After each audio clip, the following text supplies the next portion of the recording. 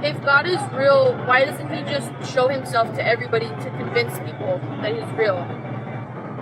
First point, God has given more than enough evidence for any thinking person to believe in him.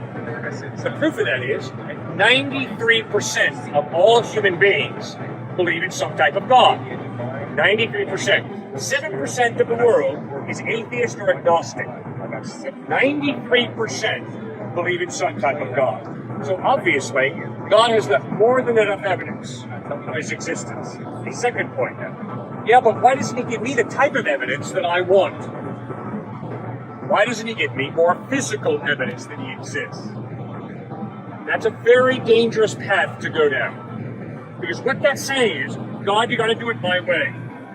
If you can fit yourself into a mathematical equation, if you can fit yourself into a scientific proof, then I'll believe in you. Whoa, whoa, whoa. You don't treat people that way, so don't treat God that way. If a young woman says to a young man, I really love you, and he says, I don't believe you.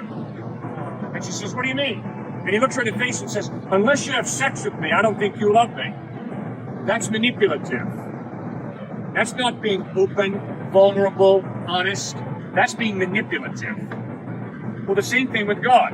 For me to say, God, if you exist, you have to meet this criteria in order for me to believe in you, that's not being open and honest and vulnerable. That's being highly manipulative. So I think it's rather clear. Don't manipulate people and don't try and manipulate God. It ain't going to work.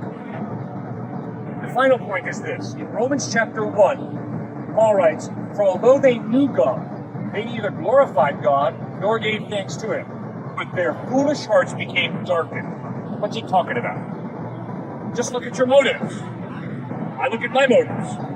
I've got some pure motives, and I got some really evil motives. And usually, I am motivated by a combination of both pure and impure motives.